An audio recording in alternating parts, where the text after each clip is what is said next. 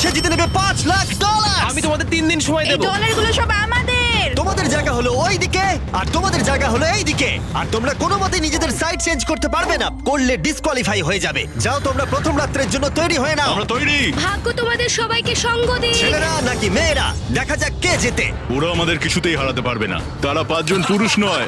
তোমাদের কি মনে হয় ওরা কি করছে? সত্যি অদ্ভুত। আমার মনে হয় ওরা হাল ছেড়ে দেবে। আমরা সার্ভাইভ করতে যাচ্ছি না, আমরা আমাদের উন্নতি যতক্ষণ করব। না খিদে পাই ততক্ষণই ভালো। হ্যাঁ, আমরা ভালোই করব। আমরা স্ট্রবেরি পেয়েছি।